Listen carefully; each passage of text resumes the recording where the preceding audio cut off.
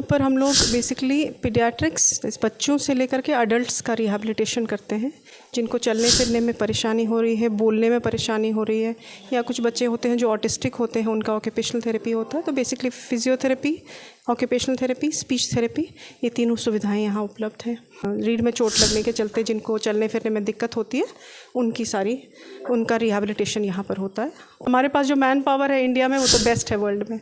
नेक holding नहीं हो पा रहा है 3 महीने के अंदर में, 3 से 4 महीने के अंदर में, तो तुरंत फिजियोथेरेपिस्ट से मिलना। परेशानी हो रही है, जिप लगाने में दिक्कत हो रही है, तो हर तरह की एक्टिविटीज़ उनको सिखाई जा रही है। बैंड्स हैं, थेराबैंड्स के थ्रू पैर के लिए, हाथ के लिए एक्सरसाइजेस करवाई जाती हैं।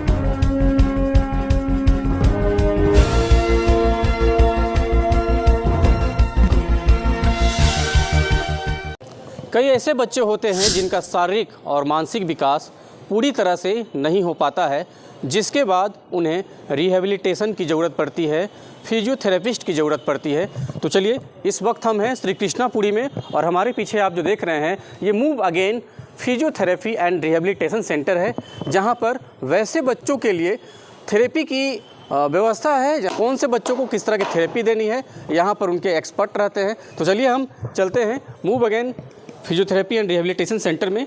यहाँ के हम इंचार्ज से बातचीत करेंगे कि यहाँ पर किस किस तरह के बच्चों के लिए किस किस तरह की सुविधाएं उपलब्ध है, किस किस तरह की थेरेपी यहाँ पर बच्चों को दी जाती है। हम यहाँ के जो इंचार्ज है मैम से ही बात करेंगे। Ma'am, move again rehabilitation centre, यहाँ पे किस तरह की थेरेपी दी जाती है और कौन कौन से बच्चे यहाँ पे थेरेपी के लिए आ सकते हैं? यहाँ पर हम लोग बेसिकली पीडियाट्रिक्स बच्चों से लेकर के अडल्ट्स का रिहैबिलिटेशन करते हैं, जिनको चलने फिरने में परेशानी हो रही है, बोलने में परेशानी हो रही है, या कुछ बच्चे होते हैं जो ऑटिस्टिक होते हैं, उनका ऑक्यूपेशनल थेरेपी होता है। तो basically physiotherapy, occupational therapy, speech therapy, ये तीनों सुविधाएं यहाँ उपलब्ध हैं। और जो बच्चे चल फिर नहीं सकते, या देर से जो बच्चे उठ पा रहे हैं, चल पा रहे हैं, उनके लिए स्ट्रोक के पेशेंट्स हो गए, पार्किंसंस डिजीज़ हो गई, या जिनको स्पाइनल कॉर्ड इंजरी होती है, चोट लगने के चलते रीढ़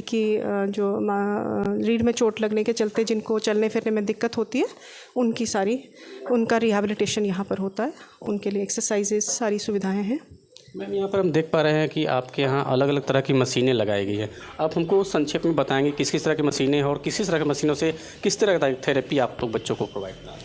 आइए, चलिए मैम के साथ चलते हैं और देखेंगे यहाँ पर किस किस तरह की मशीनें हैं जिससे बच्चों को थेरेपी दी जाती है। तो चलिए पहले चलते हैं इस रूम में और जानेंगे मैम से। ये बेसिकली गेट ट्रेनिंग रूम है। यहाँ पर चलने के लिए पेशेंट्स के लिए पैरेलल बार्स हैं।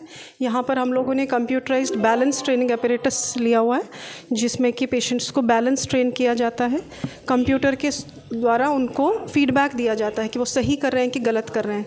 छोटे बच्चे होते हैं तो उनको गेमिंग ऐप के थ्रू एक्सरसाइज करवाई जाती है ताकि उनका इंटरेस्ट डेवलप हो सके। ये हो गया स्टेयर। जिन खड़े होने में दिक्कत है, चलने फिरने में दिक्कत है, उनके लिए भी सुविधा है। तो अलग अलग तरह की थेरेपी की मशीनें यहाँ पे लगी हुई हैं। बच्चों को बोरियत फील ना हो, इसे काफ़ी ही इंटरेस्टिंग बनाया गया है। ये हैंड के लिए है और वो फुट के लिए एक्सरसाइजर है। ठीक है।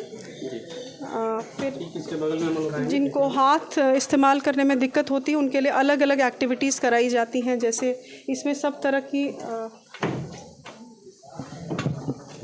जो भी उनको दिक्कत हो रही है, जैसे उनको शर्ट पहनने में परेशानी हो रही है, जिप लगाने में दिक्कत हो रही है, तो हर तरह की एक्टिविटीज़ उनको सिखाई जाती हैं। छोटे बच्चों के लिए टॉयज़ के थ्रू होता है और बड़े लोगों के लिए इस तरह कुछ है। इससे क्या ये थेरास्टेशन है।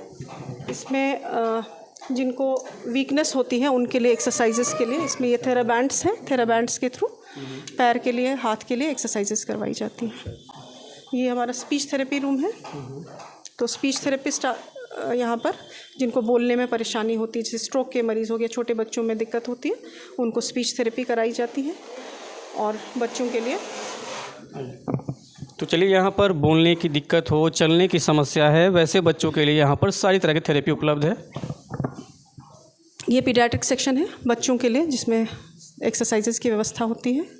जो बच्चे ऑटिस्टिक होते हैं, जो समझते नहीं हैं, ठीक से इंटरेक्ट नहीं कर पाते, अपनी जो नीड्स है, कम्युनिकेशन उनका प्रॉब्लम होता है, उनके लिए भी यहाँ पर ऑक्यूपेशनल थेरेपी की सुविधा है। ये सस्पेंडेड हार्नेस अनवे मोबिलिटी सिस्टम है। इसमें पेशेंट को सस्पेंड किया जाता है और उनको चलाने की प्रैक्टिस गेट ट्रेनिंग दी जाती है। पीछे ट्रेडमिल है, ट्रेडमिल में उनको ट्रेन किया जाता है। जो लोग खड़े नहीं हो सकते, अपने बैलेंस नहीं कर सकते, उनको इस पे करवाया जाता है। बच्चों में इस तरह की जो समस्या है वो कब से आना शुरू हो जाता है? बेसिकली जन्मजात मैक्सिमम केसेस में, जैसे बच्चा गर्भ में अगर कुछ प्रॉब्लम हुई, माँ को कोई इन्फेक्शन हुआ तब हो सकता है, या ड्यूरिंग डिलीवरी कभी कभी बर्थ स्ट्रेस होता है, या आफ्टर डिलीवरी ऑल्सो, जैसे प्रीमेच्योर बेबीज़ होती हैं, लो बर्थ वेट बेबीज़ होती हैं, उनको हाई रिस्क माना जाता है, तो उनमें ज़्यादा ये देखा जाता है। लेकिन जन्म के बाद भी 2 साल के अंदर अगर बच्चे का जो ब्रेन होता है इमेच्योर होता है 2 साल तक, तो इमेच्योर ब्रेन पर अगर चोट भी लगती है, सपोज़ किसी बच्चे को कोई इन्फेक्शन हो गया जन्म के बाद 2 साल के अंदर, उनको भी इस तरह की तकलीफ़ हो सकती है, उनका भी उपचार यहाँ पर उपलब्ध है। तो कैसे पता करें कि हमारे बच्चे जो हैं वो पूरी तरह से स्वस्थ हैं कि नहीं है? क्या लक्षण है, क्या कारण है, कब हमें फिजियोथेरेपिस्ट के पास जाना है? जैसे एक नॉर्मल माइलस्टोन्स होती हैं, जैसे सभी को मालूम है कि जैसे कुछ महीने पर बच्चा कोई माइलस्टोन अचीव करता है, जैसे पेट के बल लेटता है बच्चा, पेट के बल गर्दन उठा पा रहा है कि नहीं, फिर वो माँ के साथ कांटेक्ट बना पा रहा है कि माँ को पहचानने लगा है कि नहीं, 5 महीने 6 महीने में बच्चा बैठने लगा है कि नहीं, क्रॉलिंग की कोशिश कर रहा है, क्रॉलिंग करने लगा कि नहीं। अगर उसमें कहीं भी लगे कि मेरे को डिले है, जो नॉर्मल बच्चों को हम देख रहे हैं उससे डिले है, देरी से बच्चा कर रहा है या नहीं कर पा रहा है, नेक होल्डिंग नहीं हो पा रहा है 3 महीने के अंदर में, 3 से 4 महीने के अंदर में, तो तुरंत फिजियोथेरेपिस्ट से मिलना चाहिए। और एक्सरसाइज जितना जल्दी शुरू हो सके उतना फ़ायदा होगा, उतना आगे के लिए सही रहेगा। अगर माँ बाप इन चीज़ों को अनदेखा करते हैं, इग्नोर करते हैं, उन्हें लगता है कि नहीं ऐसे ही बच्चे कर रहे हैं, तो इसका क्या खामियाजा हो सकता है? देखिए, ब्रेन जो बच्चे का होता है वो 2 से 2.5 साल में मैक्सिमम डेवलपमेंट होता है। जैसे 2 साल 2.5 साल का बच्चा चलने लगता है, दौड़ने लगता है, तो उस बीच में अगर उसको थेरेपी होगी तो उसका ब्रेन ज़्यादा अच्छे से उस चीज़ को लेगा और बच्चा अच्छे से सीख पाएगा, आगे के लिए उसके लिए रास्ते सही होंगे। जितना देरी होगी उतना फिर ब्रेन को सीखने में दिक्कत होगी। सक्सेस रेट क्या है मैम? यदि हम आते हैं थोड़ा लेट से ही आते हैं तो क्या हमारा बच्चा पूरी तरह से ठीक हो पाएगा? वो डिपेंड करेगा कि कितना बच्चे में प्रॉब्लम है, कितना देर से आया है, कितना सेकेंडरी कॉम्प्लिकेशंस हुई हैं। मानिए कुछ बच्चों में टाइटनेस आ जाती है, जितना देर से आएंगे उतना टाइम लगेगा और उतना रिजल्ट्स अच्छे नहीं होंगे। जितना जल्दी स्टार्ट किया जाएगा उतना अच्छे रिजल्ट्स आगे के लिए होंगे। कई सारी ऐसी अत्याधुनिक मशीनें हैं जो विदेशों में उपलब्ध हैं, क्या भारत में भी वो सारी मशीनें उपलब्ध है? फिर जो थेरेपी के लिए बाहर जाने की जरूरत नहीं है, क्या ऐसा है? सब कुछ उपलब्ध है, इंडिया में सब कुछ उपलब्ध है, सारी मशीनें उपलब्ध जी हैं? जी जी, सब कुछ उपलब्ध है। यानी अब विदेश जाने की जरूरत नहीं? नहीं, ज़रूरत नहीं है। और हमारे पास जो मैन पावर है इंडिया में वो तो बेस्ट है वर्ल्ड में। ठीक है। तो अभी एक जो बच्चा ये आया हुआ है थेरेपी के लिए आया हुआ है, क्या जी जी जी, किस तरह की समस्या है इस बच्चे को? इसको चलने फिरने में दिक्कत थी, जन्म से ही कुछ इन्फेक्शन हो गया था इसको जन्म के बाद चेस्ट में, उसके बाद इसको थोड़ा प्रॉब्लम। क्या सुधार अब आ रहा है? ठीक है, अभी बच्चा थोड़ा बहुत चलने लगा है विद सपोर्ट, धीरे धीरे अब देखते हैं। डॉक्टर पूरा परिचय दीजिए अपना। मेरा नाम डॉक्टर ज्योत्सनी पांडे, मैं यहाँ की इंचार्ज हूँ और मैंने अपना बैचलर्स और masters physiotherapy national institute of rehabilitation training and research से किया है और PhD IJMS से किया है।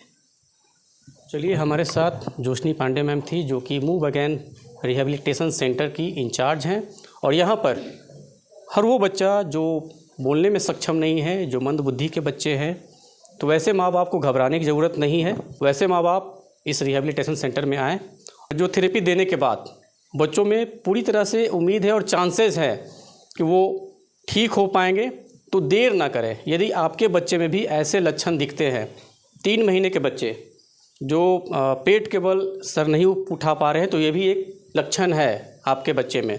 और भी कई तरह के कारण हैं। यदि आपके बच्चे किसी बात को जल्दी समझ नहीं पा रहे हैं तो इन चीज़ों को आप अनदेखा ना करें, इग्नोर ना करें, ये आपके बच्चों के लिए नुकसानदायक हो सकता है। तो वैसे बच्चों को यहाँ पर भी आप अपने बच्चों को लेकर के आ सकते हैं।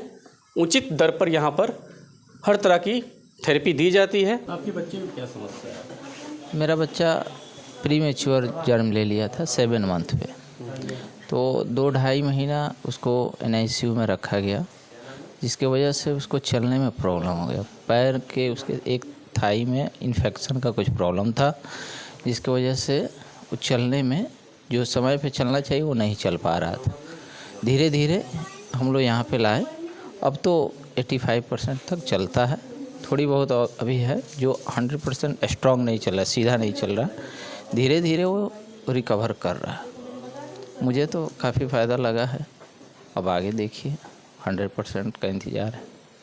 मेरे बच्चे को बाय बर्थ सेरेब्रल पाल्सी हुआ था, तो बहुत जगह मैंने एक्सरसाइज कराया पटना में, लेकिन यहाँ पर काफ़ी अच्छा मुझे उसका बेनिफिट मिल रहा है, अच्छा उस पर प्रोग्रेस हो रहा है ना। इम्प्रूव सेरेब्रल पाल्सी में मतलब क्या दिक्कत आती है? सेरेब्रल पाल्सी में मसल्स वीक हो जाते हैं, है ना।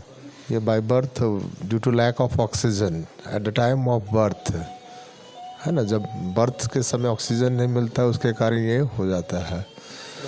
हाँ, सुधार है यहाँ से। तो इसी तरह की खबर को देखने के लिए आप हमारे चैनल को सब्सक्राइब करें, और आप हमें फेसबुक पर देख रहे हैं तो हमारे पेज को लाइक करें, और हमें ट्विटर पर फॉलो करना ना भूलें। धन्यवाद।